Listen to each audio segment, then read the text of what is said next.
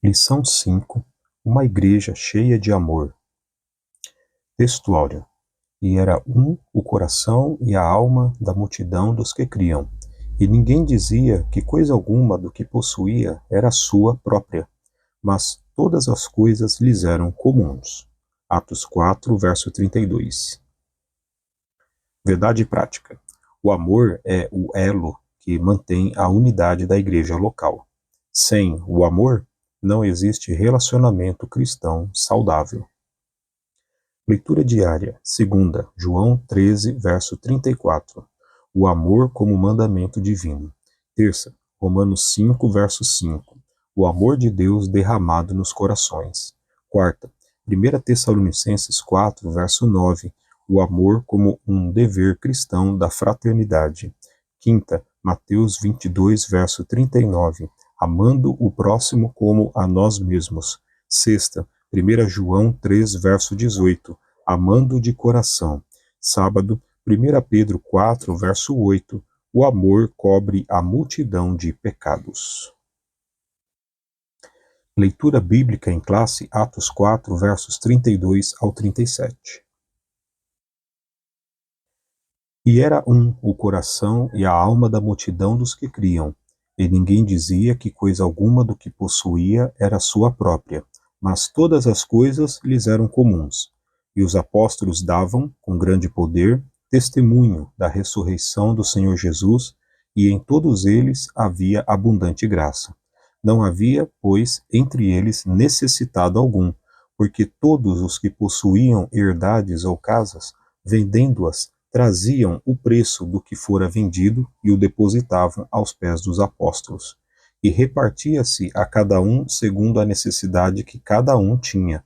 Então, José, cognominado pelos apóstolos Barnabé, que traduzido é filho da consolação, levita, natural de Chipre, possuindo uma herdade, vendeu-a e trouxe o preço e o depositou aos pés dos apóstolos. Comentário, introdução. Nesta lição, veremos como o amor de Deus se manifesta numa igreja genuinamente cristã. Ele capacita a igreja a enxergar os mais necessitados e a buscar caminhos para que suas carências sejam atendidas. Esse amor, contudo, não é um mero sentimento humano. Em vez disso, ele é a expressão máxima da graça de Deus que foi derramada abundantemente nos corações daqueles que creem em Jesus. Somente através do amor de Deus, o cristão aprende a ser solidário e generoso com aqueles que precisam ter suas necessidades supridas. Tópico 1. O amor manifestado na comunhão cristã. Ponto 1. O crescimento da igreja cristã.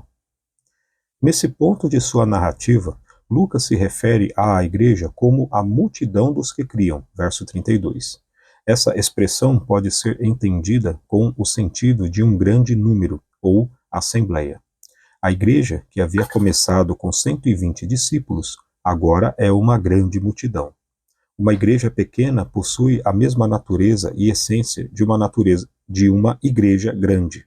Assim como uma igreja grande, uma pequena igreja também enfrenta seus problemas e desafios.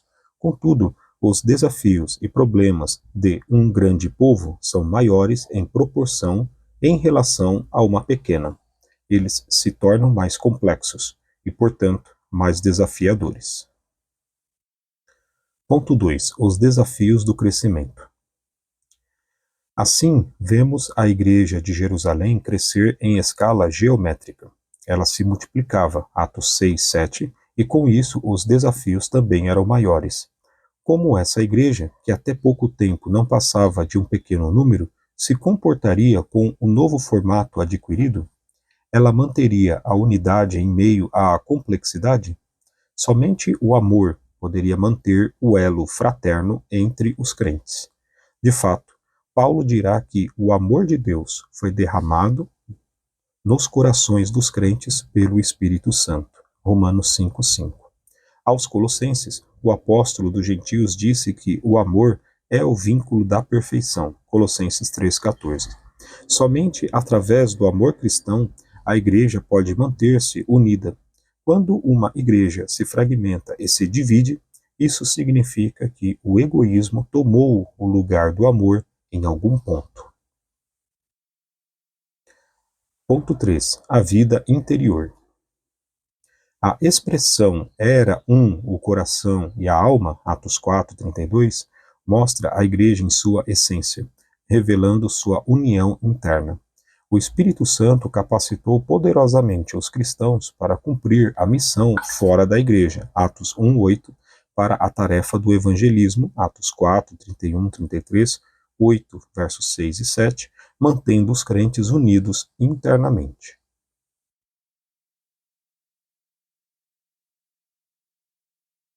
Tópico 2. O amor como manifestação da graça. Ponto 1. A graça como manifestação do Espírito. O melhor ambiente para a manifestação dos dons do Espírito é em uma igreja onde o amor de Deus está presente. Lucas nos informa que os apóstolos davam, com grande poder, testemunho da ressurreição do Senhor Jesus, Atos 4:33.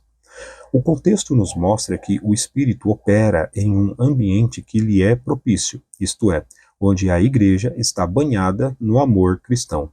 Muitos podem cair na tentação de achar que o segredo para ter uma igreja imersa no Espírito, isto é, onde os dons espirituais se manifestam com regularidade, tem a ver com cumprir determinadas regras e normas estabelecidas. Regras são importantes e não podemos viver sem elas. Contudo, o Espírito opera no ambiente onde há comunhão entre os irmãos. Às vezes, podemos quebrar a comunhão com os outros, achando que não tem importância. Mas Jesus ensina que, para ser perdoado por Deus, devemos perdoar sinceramente nossos irmãos. Mateus 6,15, 18:35. Qualquer ensino contrário a isso é falso. Ponto 2. A graça como favor imerecido. Há ainda um outro aspecto da graça de Deus revelada neste texto. Em todos eles havia abundante graça. Atos 4:33. Isso significa que a graça de Deus estava manifestada tanto nos apóstolos como em toda a igreja. Esse texto não se encontra deslocado, mas é posto aqui com o propósito de mostrar a razão ou motivo daquele contagiante ambiente cristão. Uma igreja dinâmica que demonstra amor para com seu próximo e na qual o Espírito Santo se manifesta de forma abundante é uma igreja que reflete a graça de Deus. Na Bíblia, podemos perceber que a graça de Deus gerou entre os crentes um sentimento de gratidão por terem sido, sem merecimento algum, capacitados por Deus para viverem uma vida abundante. Isso se torna um padrão nas demais igrejas do Novo Testamento, 1 Tessalonicenses 4:9.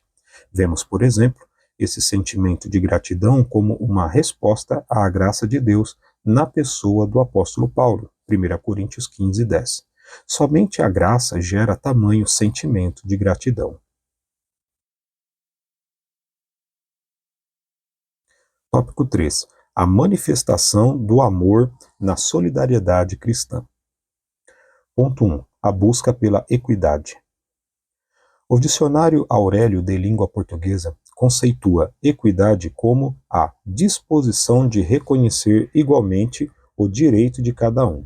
Assim, diferentemente da igualdade, a equidade não enxerga as pessoas como sendo todas iguais e, por isso, busca formas de ajustar o desequilíbrio entre elas.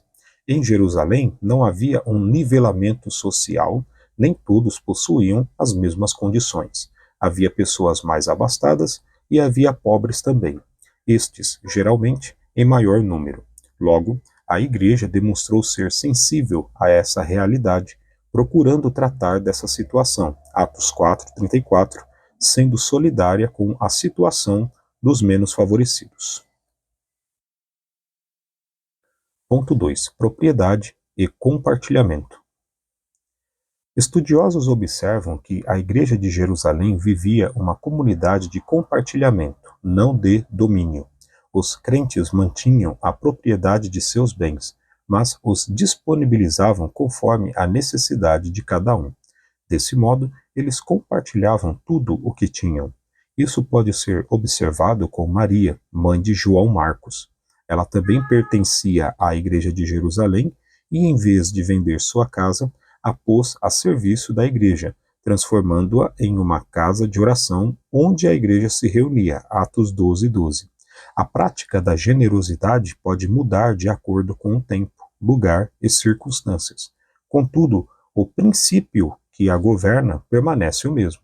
Podemos fazer o bem a quem necessita, de uma forma ou de outra. Ponto 3. Um exemplo da voluntariedade.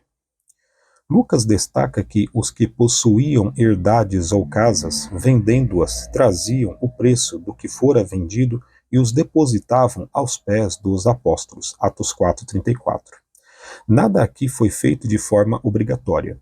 Ninguém contribuiu porque foi constrangido a isso.